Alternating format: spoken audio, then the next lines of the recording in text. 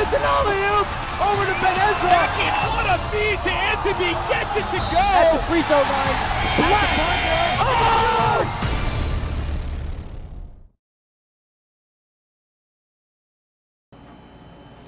Hello and welcome to the 2023 Klipped Sarachek seating show. My name is Ari Shaw. Alongside me is Akiva Poppers, and we're very excited to announce the 24 seeds for this year's tournament. Before we start, though, we have to discuss what the format is for this year. I know last year was the first year we had 24 teams. Let's give a brief reminder on how that's going to work. Yeah, just to remind people as to how the format works with 24 teams.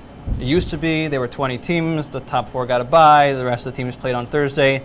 Now the top 16 teams, 1 through 16, play on Thursday, 17 through 24 get a bye into Friday. If you win your Tier 1 qualifier on Thursday, you go to Tier 1. If you lose, you play a team ranked between 17 and 24, and the winners of those games go to Tier 2, and the losers of those games go to Tier 3. So every team is guaranteed at least 4 games, and if you lose your qualifier on Thursday, then you end up having 5 games. Yeah, and then just so we're all clear on that, but we want to make a few announcements before we start. Number one, in the past there's been some confusion. Max Live does not make these seedings. So just to make sure that everyone's on the same page. I know last year we got some people reaching out to us, questioning some of the decisions. We do not make the seeds. We just are here to announce them. And another thing we want to announce is that Rambam Mesivta has backed out of the tournament, and Magen David is now in. So with that being said, let's get right into the seeds. The number 24 seed is the Cooper Yeshiva High School for boys, making their 22nd appearance in Sarachek. Yeah, that's right. Cooper out of Tennessee, Memphis, Tennessee. It's a very, very young team. And they have a few nice young pieces like Jack Kampf and Benny Frieden, and they have a really, really nice player, D.R. Wogan, 6'6" guard. Really, really interesting player to look out for in the tournament. I'm sure they're probably not happy to be the 24 seed. This tournament does happen to be loaded. They'll have a chance to prove that they don't deserve to be the 24 seed, but they are the 24 seed. Yeah, and coming at number 23, we have the Farber Hebrew Day School, making their 14th appearance in Sarachek, their first since 2018. Yeah, Farber is used to being in this sort of situation. Their best finish in recent memory was back when they were Akiva, back when they beat MTA in 2015 in the Tier 4 championship. Obviously, there is no Tier 4 championship anymore. But they're still, they're looking to prove themselves, just like a lot of other teams out here. Obviously, they're from Detroit, so, everyone knows that. When it comes to Farber, they have a few pieces, which are, some pieces which, a lot of these out-of-town schools, we don't get a chance to see them until they come here. But they have a few nice pieces. Well, we'll see what they do. Yeah. Coming in number 22, we have Fazman Yeshiva High School making their second appearance in Sarachek. Their first was in 2019, where they finished 10th that year. What can we expect out of Fazman? Yeah, so Skokie Yeshiva, it was great to have them in the tournament a few years ago. It's great to have them back in the tournament. This is not the same sort of team that they were back then. They were really a really nice powerhouse back then. They were, if anything, they were upset by MTA in the Tier 2 championship that year. They play Ida Crown, obviously, because they're in the Chicago area, and they lost both their games to Ida Crown this year, which I'm sure was disappointing for them. They got swept once by 7, once by 24, so a little variation. But with that said, Skokie Yeshiva, they have a lot of alumni who are in YU, and they're sure to bring out a nice, decent crowd for their games, and perhaps they can prove themselves that they belong closer to the 16-17 cut line. Yeah, and coming in at number 21, we have B'nai Akiva Orachaim from Canada, repping Canada. They're making their 20th appearance in Sarachek, their first since 2017. What can we expect from the Canadians? Yeah, well, often we see Hebrew Academy Montreal in the tournament. Obviously, we don't have that this year. So, Orachaim is the sole representative for Canada. Maurice Nassiri is a nice player who I think we should keep an eye out on. I remember when they were last in the tournament, they were in the 5-12 matchup against Valley Torah that did not go very well. That was the Ryan Terrell-led Valley Torah team. Perhaps that, with that in mind, people on the committee were concerned. Maybe we shouldn't give them a high ranking this time, but obviously they have the opportunity to prove that they do actually belong in the Tier 1 discussion and upset a team on Friday. They'll get the Tier 2 that way. Well, one thing's for sure, Ryan Terrell is not going to be in this tournament, so nothing to worry about if you're the Orachaim on that note. Coming in at number 20, we have Kohelet making their 9th appearance in Sarachek, their first since 2018. Well, what can we expect from the Philly team? Yeah, so for this team, their rivals, obviously Mesivta. In one of their games, they lost by 32. In their other against Mesivta, they lost by 1. This is what we call a neighborhood game situation where, things get a little tense, the gym gets seated, maybe there's a little pushing going on, and so you can get some variation in those results. But David Benjamini is a really nice star player, and Eli Wallace is also a guy to look out for. Kohelet is a nice team, which you never know, maybe they'll make their way into tier 2, but they do strike me as a team which could pose some threats in tier 3 and perhaps win that tier. Absolutely. Coming in at number 19, we have the JEC Thunder, making their 5th Sarachek appearance, their first since 2012. And what can we expect from the Yeshiva League team? Yeah, so this is the first Yeshiva League team that we are talking about. Obviously, all the teams up until this point have been out-of-town teams. And so now you're getting into the range where teams are hoping they're going to find themselves in Tier 1. They're really disappointed that they're not going to be in Tier 1. It's their 5th tournament appearance, but their first since the Chaya Weiss-led 2012 team, which was quite good. I remember that back in my elementary school days. This is not the sort of team that they had back then, but they are still pretty good. Definitely the best JEC team in years. They went 8-6 in the Yeshiva League. They upset Hillel in the Yeshiva League before they lost to North Shore in those playoffs. But with that said, this is an interesting team because they bring a lot of size to the floor, which is something you don't often find in the Yeshiva League. Michal Kornick is 6'5". They brought in a transfer mid-year, Yechiel Kadosh, who is 6'7". So that is something to keep an eye out on because not a lot of teams can match that size. And not only do they have a lot of size, but they have a lot of depth. They bring sharpshooters like Yosef Heller and Eitan Spire off the bench, who are probably near the top of team scouting reports. So not only a long team, but a balanced team, and certainly a team which could find their way into Tier 2 and perhaps win that tier. Absolutely. Coming in at number 18, Mesivta of Philadelphia, making their 3rd appearance.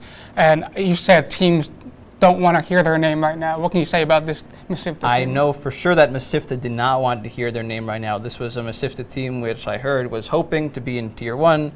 And obviously, if they are ranked 18, they cannot get into Tier 1. As I mentioned before, beat Kohelet twice, and they're only 2 away from Kohelet, and one of those wins was by 32, so they're certainly very disappointed, I'm sure, to be here.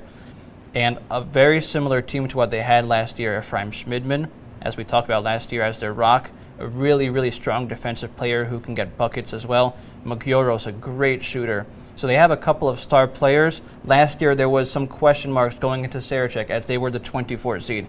Can they coalesce as a team? They had a lot of individual personalities going into Sarachek last year, but they weren't, during the course of the regular season, able to really find a stride. And they proved in Sarachek that they belong there. And they upset Cats in their 9-24 game. That's the biggest upset by seed differential in Sarachek history. So as for whether they belong at 18, that is not a question which we can address, obviously, as we don't make the seedings. But I'm sure they are severely disappointed to have their name called right now.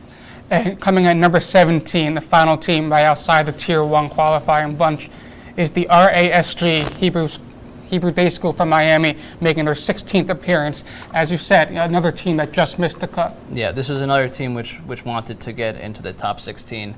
And this is a common team in the tournament. We haven't seen them in a few years. They have a star player in Ben Farkas, who is someone that we need to keep an eye out on during this tournament. He could make waves. And they played a couple of games against Katz Yeshiva High School, who was their local general area rival. And obviously, based on the fact that Katz has not been called at this point, they are in the top 16. Katz beat them by 16 and by 8. So they were able to stay close with a Tier 1 level team. So while they're not able to get into Tier 1, they'll have an opportunity to win a 17-16 game, get into Tier 2, and do damage. And we're going to take a short break, but when we come back, we're going to announce the top 16 teams that will have a chance to play for Tier 1. Come right up. My story started with a letter in the mail. I took my first steps in New York and felt the energy all around me. I connected with my Rebbe on the first day of Shir. My story was learning that the mitochondria is more than just the powerhouse of the cell. I made my painting from scratch, like really from scratch. My roommates came here from 4 different countries. We lit one menorah together.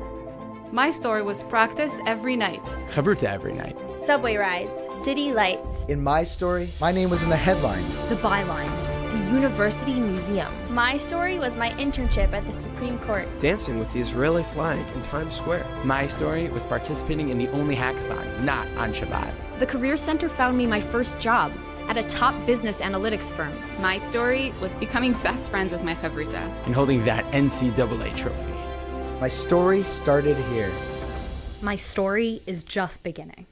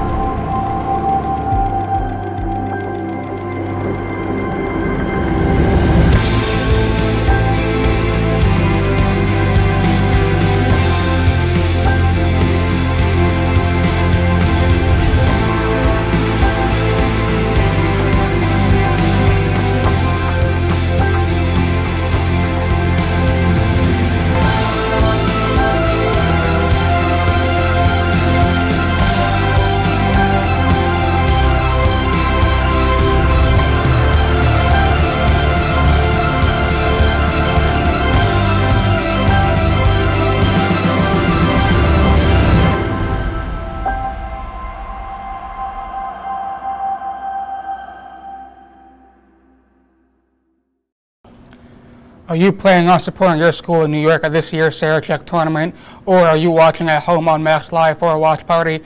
The company behind the Ryan Terrell RT11 merch store, School Merch by Klipped, makes it super easy to show your team pride.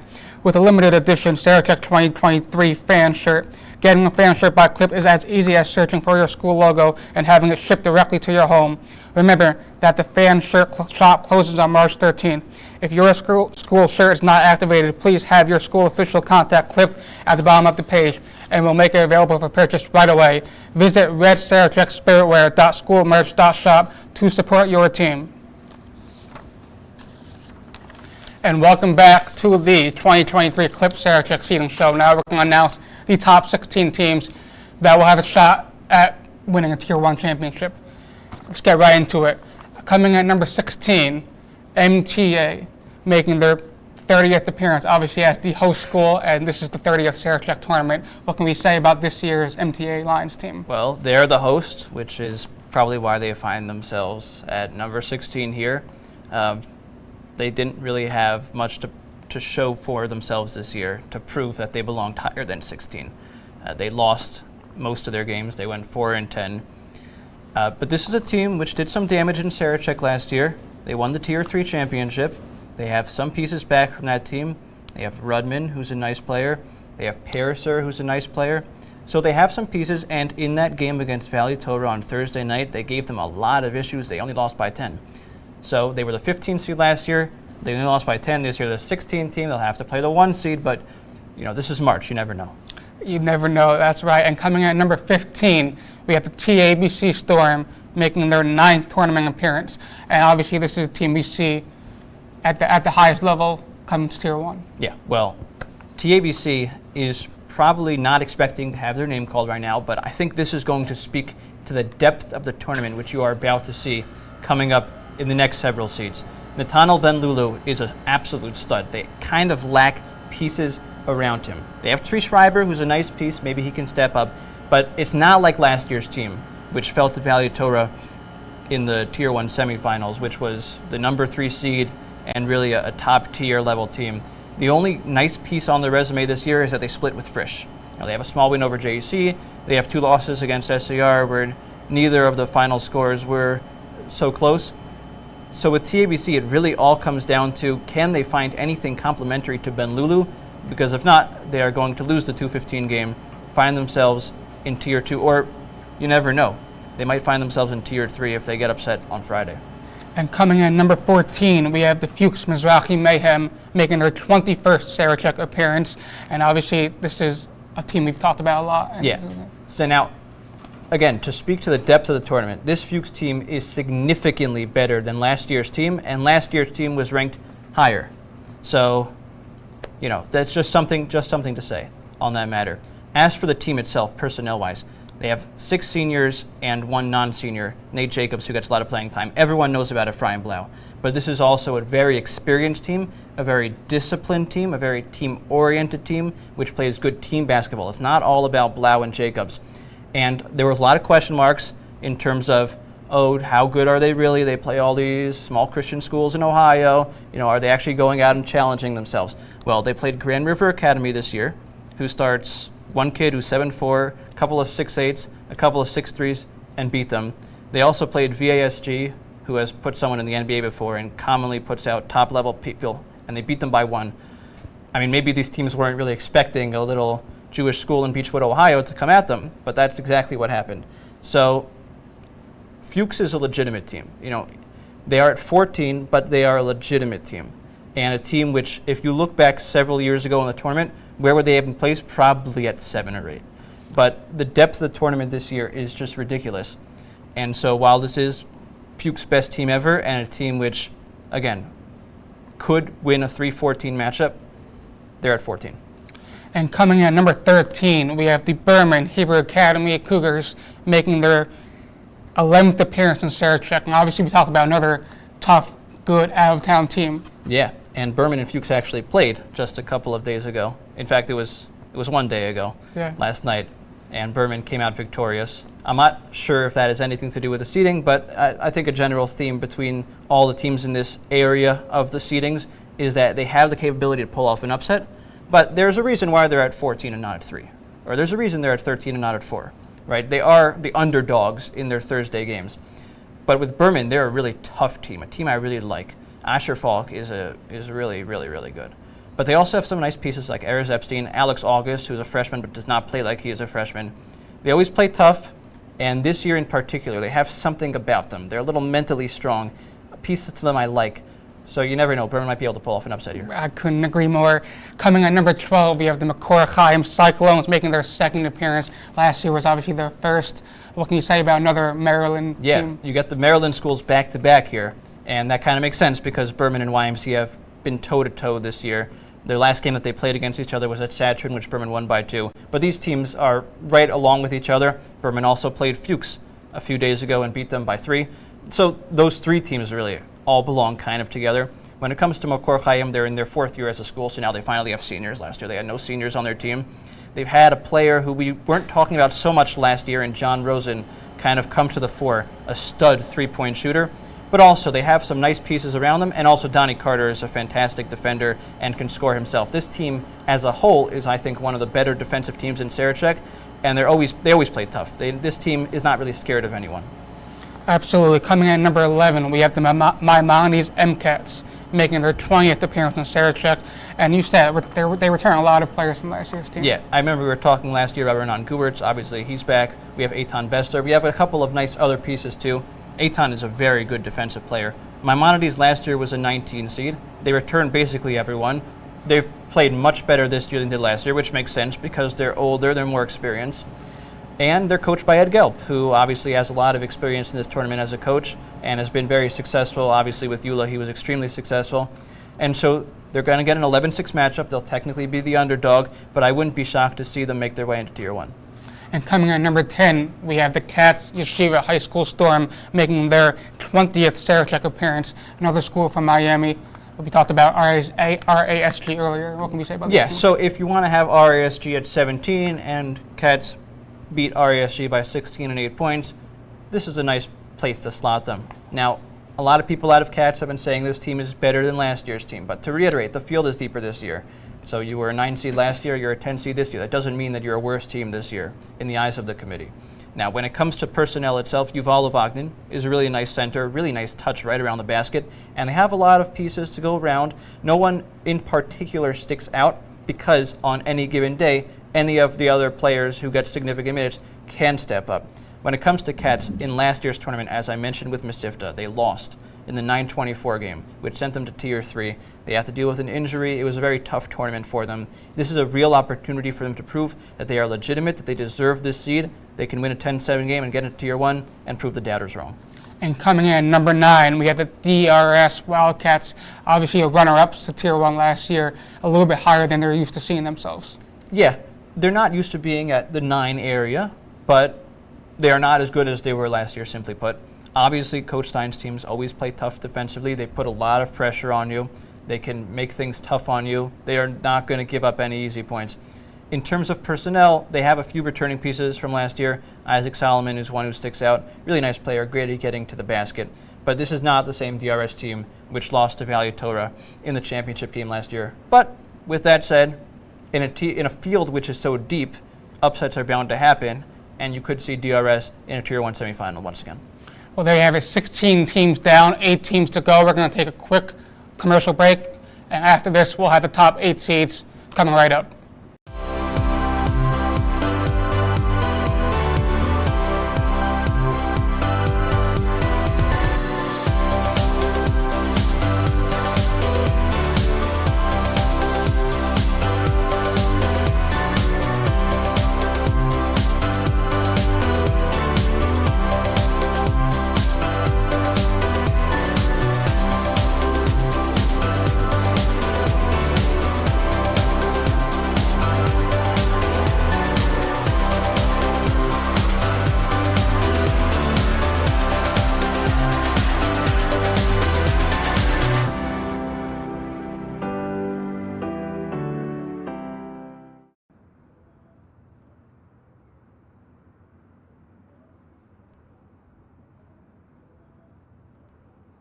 When I was in 9th grade, someone told me to give up on ball. He told me, basketball will only take you so far in life. You're not going to make it to the NBA, he said. What he was missing is that making it to the NBA isn't the only reason why we play.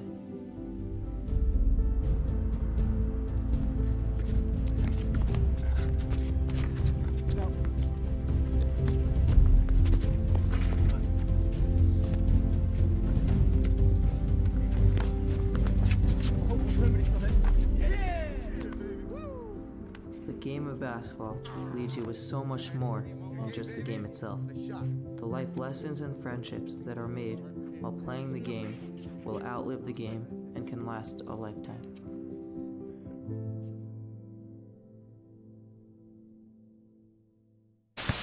At Jump Shot, we believe that basketball is not an individual or isolated event that happens in your life only on the court. With that in mind, we created a program giving kids the skills to get better at basketball while also tapping into the hidden potential of how you can get better at the very game of life itself. We're taking basketball and we're supplementing it with a heavy load of Torah learning, chesed opportunities, and a focus on personal growth. When you get home from the summer, you will be a better basketball player. You gotta be willing to give us your all, but not for us. You gotta be willing to give it to yourself. See you next summer on Jump Shot.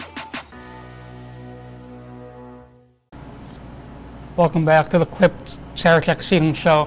Are you planning on supporting your school in New York at this year's Sarachek tournament, or watching at home at All Max Live for a watch party? The company behind the Ryan Terrell RT11 merch store, School Merch by Klipped, makes it super easy to show your team pride with a limited edition Sarachek 2023 fan shirt. Getting a fan shirt by Klipped is as easy as searching for your school logo and having it shipped directly to your home. Remember that the fan shirt shop closes on March 13th. If your school shirt is not activated, please have your school official contact Klipped at the bottom of the page, and we'll make it available for purchase right away. Visit redsarachekspiritwear.schoolmerch.shop to support your team. And welcome back inside for the Klipped 2023 Sarachek seating show. The top 8 teams now. This is getting to the thick of things. Oh yeah, it is. And with by the way, love Klipped, and their link also is in the description of this YouTube video. So go check that out. Definitely love them as a sponsor. This is what it all comes down to, right? This is what it comes down to. A lot of teams are hoping that their names are not called until the end of this section, aren't they? And with that, the number 8 seed is the Magnum David Warriors, making their 9th appearance. Yep, the late edition, right? Some team might have been knocked out of Tier 1 by this edition of Magan David to the tournament, which, you know, it is what it is. That's how this works. And Magan David is a team which always is ready in Sarachek, always. They love to press, which gives a lot of teams issues. Lost to Valley Torah in the Tier 1 quarterfinals last year, but that game was actually pretty tight. You know, they gave Valley Torah a big battle for their money. Asher Melamed is a fantastic big man, but they also have some nice pieces around him like Jesse Cohen, Mark Sardar, and Franco is also nice too. With Magan David, it really comes down to how they execute defensively, because at the end of the day, if they do execute defensively and they put teams in tough situations, the pressure will get to them. They'll get steals and they'll get buckets because you know Mag and David is dangerous when it comes to the full court game. Well, absolutely. Coming in at number 7, we have the Ida Crown Aces making their 25th appearance in Sarachek, and they were the Tier 2 runner-ups last year. That's right. And obviously this is a team which is known for their Tier 2. They always are in Tier 2. They almost always win Tier 2, or last year they were the runner-ups in Tier 2. But they're getting a lot of hype this year. A lot of people are saying this is the best Ida Crown team in a long time. I guess we will see if it's just social media hype or if they're actually legit. Jacob Wardman is an absolute stud, and we saw some of that last year. So he's a player to keep your eye on. Just a junior now, someone with a lot of potential. We also saw an Oakner last year in John Oakner. Now we get to see Avi Oakner, who's already right about 6'4", as just a sophomore. So this is a team which, just with those two players, we know is going to be in the running for a championship next year. But for now, they care about this year. And to go with those nice two pieces, they have a nice true point guard in Adam Schwartz. So they have the pieces to make this happen. Are they hype or are they legit? They'll have a legitimate opportunity to prove themselves because 7-10 matchup, you lose that, you go to Tier 2, no one buys into you anymore. You win that, you get a shot against the number 2 seed, who is obviously going to be one of the premier threats in this Sarachek tournament, and a chance to not only get to Sunday, but to silence all of the doubters. And coming at number 6, the Eula Panthers making their 30th Sarachek appearance. And obviously this is a team that last year, a down year for them, they're back where they should be. Yeah, last year they were the 13 seed, and they lost in the 13-20 game, and so they fell to Tier 3. And in their history in Sarachek, they have been in Tier 3 twice, and they have been in Tier 1 28 times. And when they have been in Tier 1, they have won 8 times. They've won right about 80 games in Sarachek in their history. So, you know, this is the big dog of past, it seems. They haven't won a championship now in 9 years. Are they going to get back to that level, or Shalhevet and Valley Torah going to take over the crown as the big dogs on the West Coast? And Shalhevet right now has kind of the general rule over that, and obviously Valley Torah got one last year. Can Eula get their name back into that picture? Now, when it comes to personnel, they return a lot of guys from last year's team. If you recall, Yishai Rosenblatt was a nice player. Now he's a junior. Now he's very athletic. He's a really nice defender. Yashapur was a big threat on the glass last year because not only is he 6'3", but he plays much bigger than he's 6'3". He's a really big body. And then Judah Robin, with his different color sneakers, we'll see if he brings that back to Sarachek this year, is great at finishing at the rim. So a team which brings back a lot of pieces from last year's disappointing Sarachek, a little bit of expectations around them this time. You know, now they're the favorite to go to Tier 1 in a 6-11 matchup. So we shall see if they can live up to that. And coming in at number 5, we have the SAR Sting.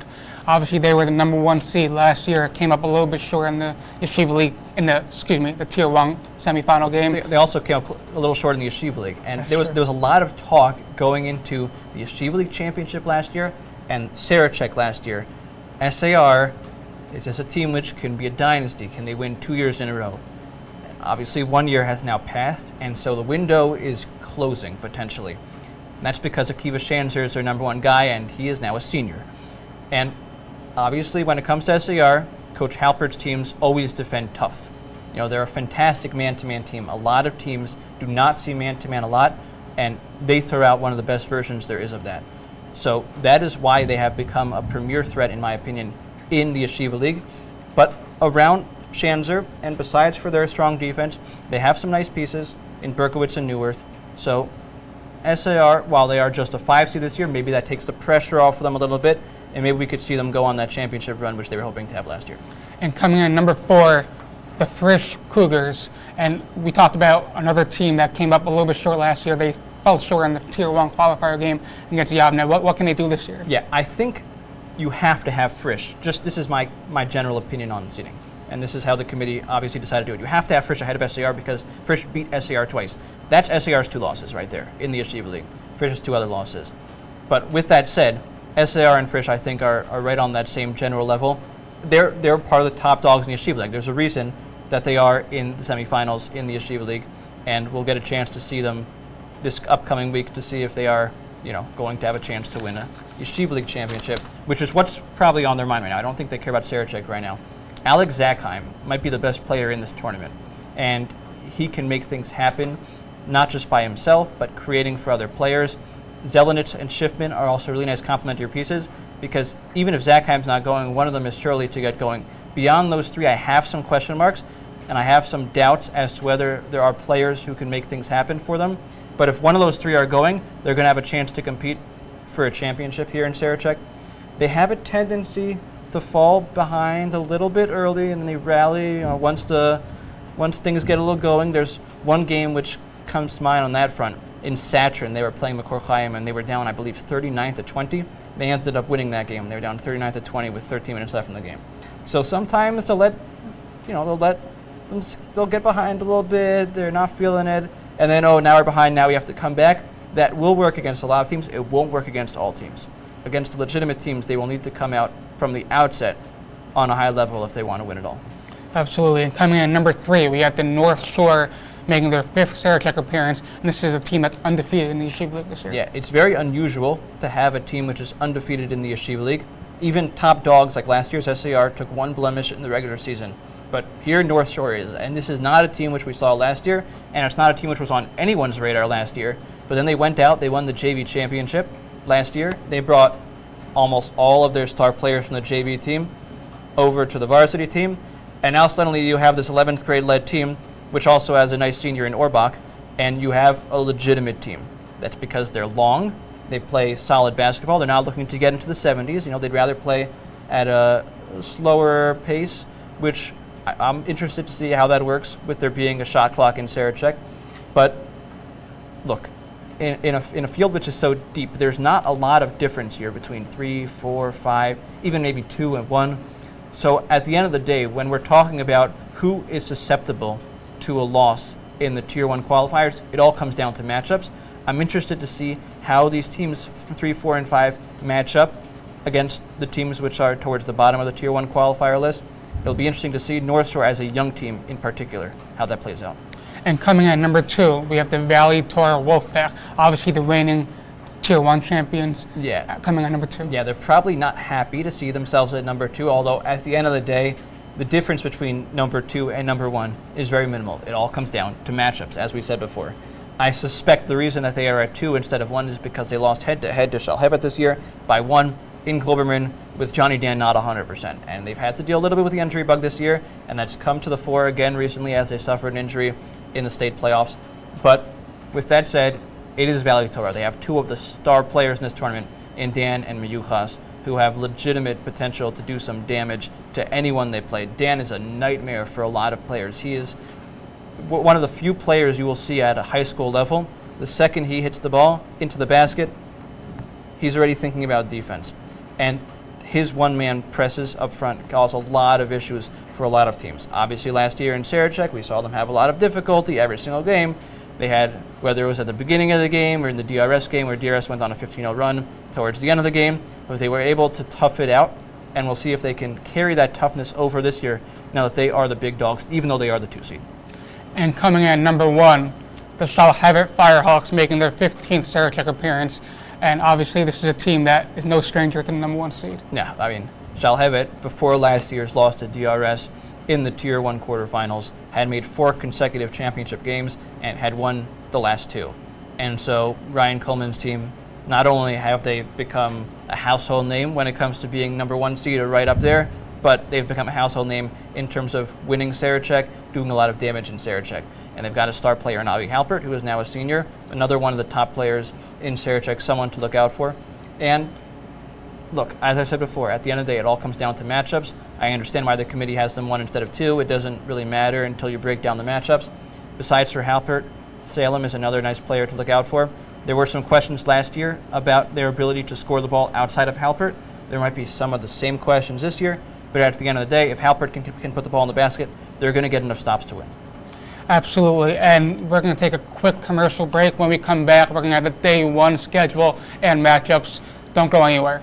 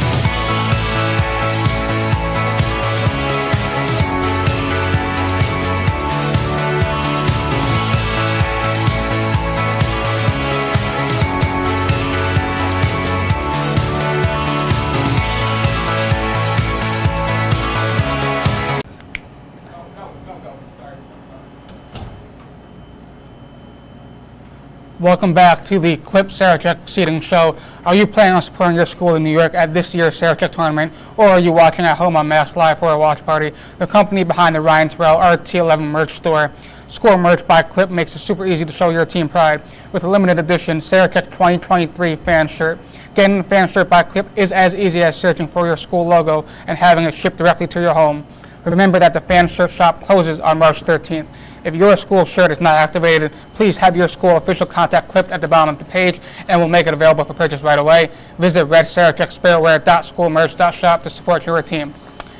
And welcome back to the 2023 Klipped Sarachek seating show. We have all the seats. Now it's time for the day one times and matchups. Let's get right into it. Thursday, March 23rd in the Max Stern Athletic Center at 10 a.m. We have the number 14 seed Fuchs Mizrahi against the number 3 seed North Shore. At 11:30 a.m. we have the number 10 seed Cass Yeshiva High School against the number 7 seed Ida Crown Jewish Academy. At 1 o'clock we have the number 9 DRS against the number 8 Magen David. At 2:30 we have the number 11 Maimonides against the number 6 Eula. At 4 o'clock we have the number 13 Berman Hebrew Academy against the number 4 Frisch. At 5:30 p.m. we have the number 12 Yeshivat Makor Chaim against the number 5 SAR Stink. At 7 p.m. we have the MTA, number 16 seed MTA against number 1 seed Shalhevet. And at 8:30 the number 15 seed TABC will take on the reigning Tier 1 champs, number 2 seed Valley Torah. So which of those matchups jumps out, right? All of them. So let's start at the top, right? You have Fuchs and North Shore, two teams which might not have massive fan bases, so this makes sense to have this game at 10 a.m. But as I mentioned just a few moments ago, this is a really young North Shore team against a really experienced Fuchs team. And so, you know, Fuchs has played against bigs before. They've beaten teams which are big before. It wouldn't absolutely shock me if Fuchs pulls this off. Obviously, North Shore is the favorite, but I think this is a really interesting matchup, which favors Fuchs in terms of general player-to-player personnel. Yeah, and I think a big theme coming into this day one is the out of town against the Yeshiva League. So number 14, you have the Fuchs Mizrahi Mayhem. They're playing against number 3 seed North Shore. Berman Hebrew Academy at 13, they're playing against Frisch. And number 12, Yeshiva Makor Chaim playing against number 5 SAR. All three of those teams, and I think we both agree on this, can very easily pull out that upset. Not saying that they should be the favorite by any means, but the way they play and the competition they play, I think what gets lost sometimes in these out of town schools is just because they're not playing against the Yeshiva League does not mean they're not playing against good teams. Yeah. They're being challenged all season long. But I'll also add to that, as I've mentioned before, when it comes to the depth, the gap between these teams is not as big as it seems, just because there are so many strong teams in Sarachek. So again, 3 versus 14, but a few years ago this would be a 3 versus 8. Or 5 versus 12, but a few years ago this would be like a 5 versus 10. So these are not such major differentials team quality-wise as it might seem seed-wise. Yeah, and we talked about Frisch a little bit about their tendency to start slow and fall behind big. Some of these out-of-town schools, if they come in, and not just the out-of-town schools, if TABC comes in and gets a big lead on Valley Torah, you start to get a little interesting because in this tournament, one quarter, one bad half, and you find yourselves potentially losing a shot at Tier 1. So I'm very interested to see what those matchups present to us. Yeah. Now, as for the 11:30 game, Ida Crown Cats is interesting in my opinion because they're two out-of-town schools who think they're really good, and now they have a chance to prove themselves, and only one gets a chance to go to Tier 1.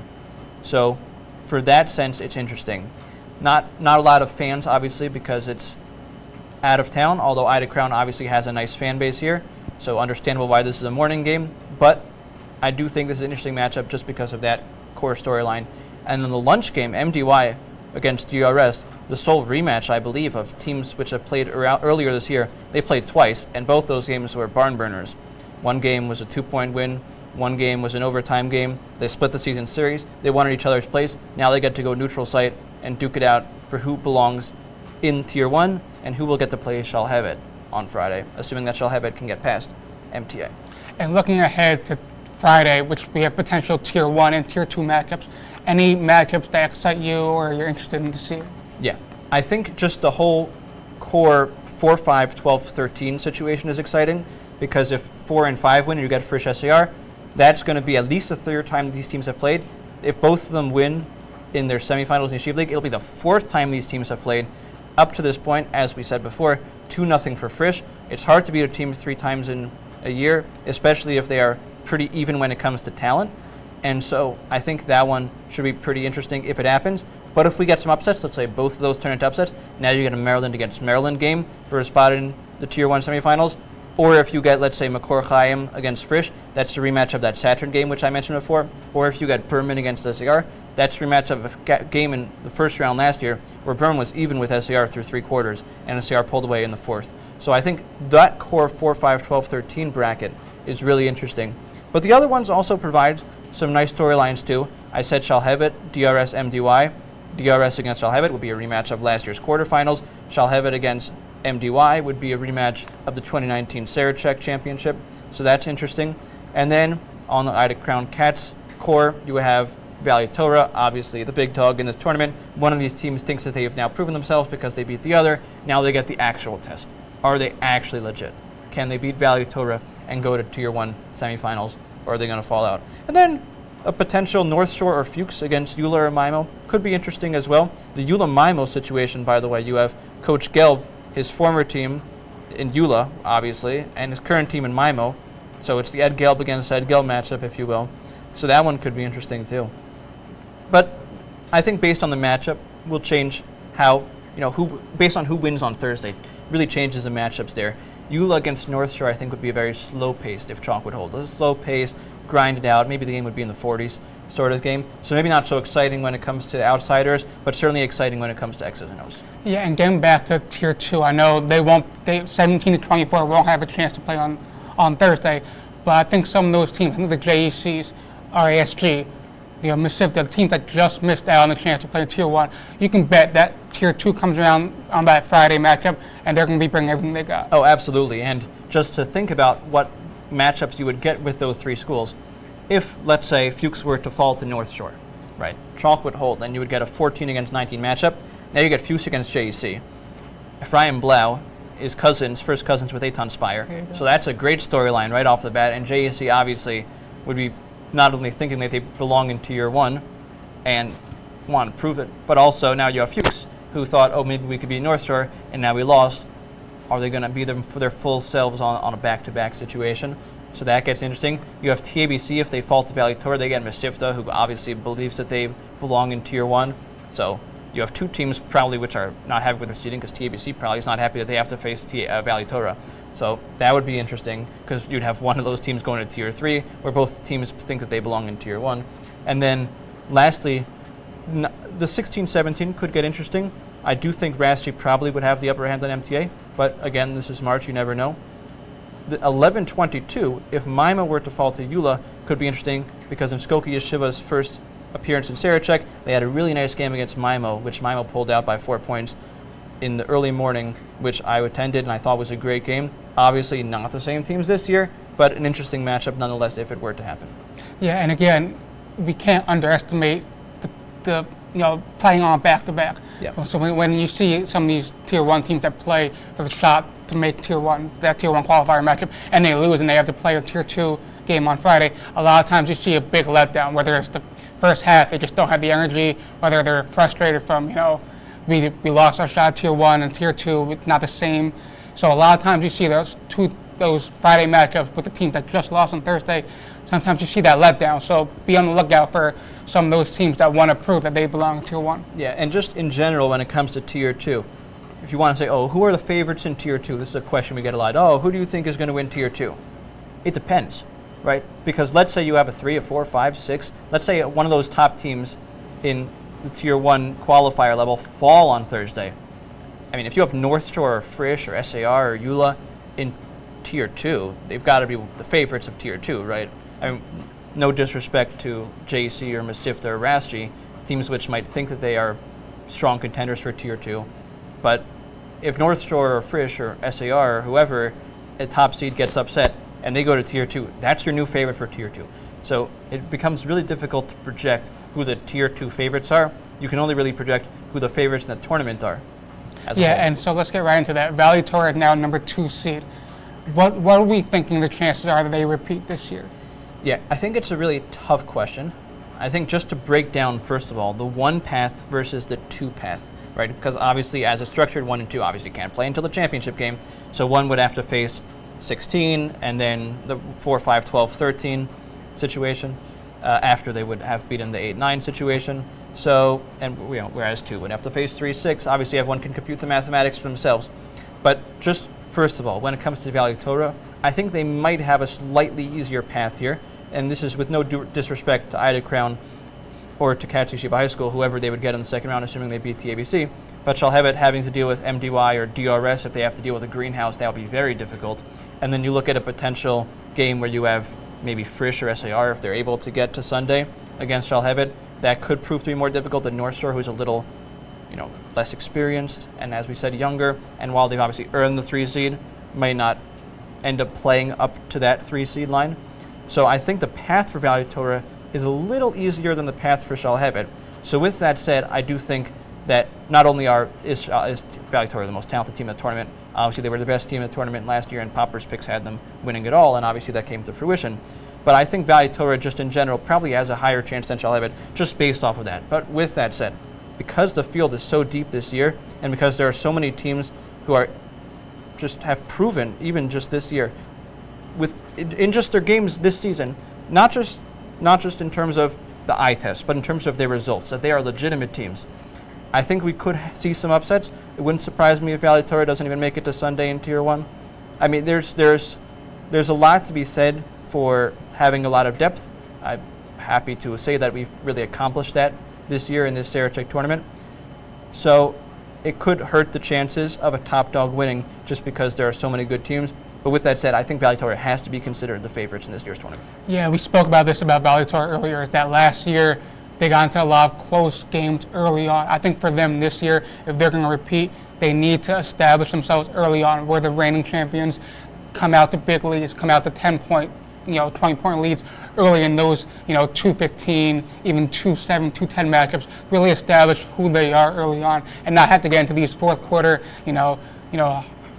like heart attack vibes kind of feeling. They need to establish themselves early on, and whether it's that with that press that they have, or whether it's from shooting from beyond the arc, they need to establish themselves early on.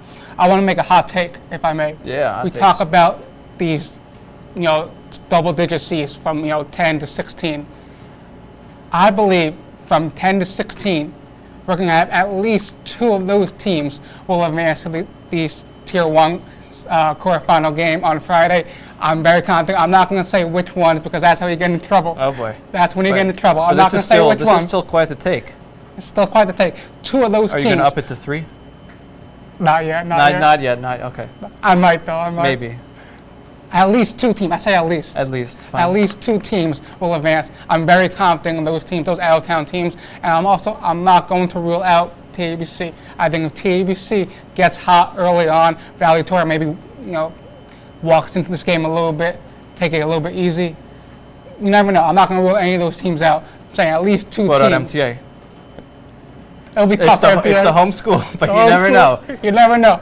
But I will say this, and they count. If they advance, they count.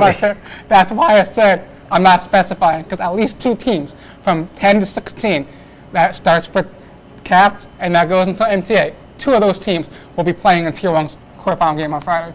And when we look at the top players in this tournament, who jumps out to mind? Yeah, well, I already mentioned a few of them, so let's just review the ones we already hit. Alex Zackheim, fantastic. Johnny Dan, fantastic. Just to talk more about some of the players which you've already mentioned, which I think belong in that category. Noah Miyuchas, who you already mentioned, fantastic. Avi Halpert, a fantastic player. Asher Falk, really, really tough player. Ben Farkas from Razji, really, really good player. But there are also some other players who I think belong in this category and have a chance to prove that they're in that legitimate category. In the Yeshiva League, you have Benlulu on TABC, who obviously belongs in this category of he's got a chance to prove himself as one of the top Jewish players in the country. Akiva Shanzer from SAR has that opportunity. Asher Melamed has that opportunity. And then in the out-of-town side, some people have their doubts. Are these players legit? I do think they are. This is their chance to show it. On Fuchs, Blau and Jacobs are 2 players who obviously hit the headlines a lot. Magioris and Schmidman on the Sifta, the 2 players who really are the keys to that team. And everything that Mesivta does is based off of those 2 players. All their successes come from them. Obviously, you need to have a team, but but those two players run everything there. And then Jacob Wardman and Ida Crown, I think, as well. Makor Chaim Donnie Carter is one of the better defensive players in the tournament, so I think he belongs on this list too. There are a lot of really good players in this Sarachek tournament. Yeah, and I think we've watched some of them. Obviously, we're following the Max all season long, but we watch some high school basketball. And a lot of these players that we just mentioned, not only can they score the ball at a high level, they defend at a high level, and they facilitate, which at this level, and in this tournament, it's extremely important because Absolutely. you got 4 games, all right? You got to win all 4 of those games. You're going to win Tier 1, which means your best player is likely going to have a game or two where he doesn't have his stuff. All of these players are great at facilitating and getting their teammates involved so that when they have those nights where they shoot 2 of 10, 3 of 15, their team's still in good position to win because of their ability to facilitate and draw defenders and kick out to open shots and get their teammates involved. So I'm very excited to see that in this tournament. And reminder, this tournament is going to be from March 23rd to March 27th. All the action will be on Max Live. You're not going to want to miss any of it. So tune in and enjoy. Yeah, you can follow Max Live on Twitter. You can follow Max Live on Instagram, on the maxlive.com website. There's a link to our YouTube channel. You're on this YouTube video right now. Subscribe to us while you're here. There's a link to our WhatsApp group chat. Go join that. Any way that you can to get Max Live content and to get updates on games, because you do not want to miss any part of the Sarachek tournament. It is going to be quite the tournament. Hey, you said it. You said it. Have a great night and a happy Purim, I guess. Purim's coming up, right? Yeah, it is.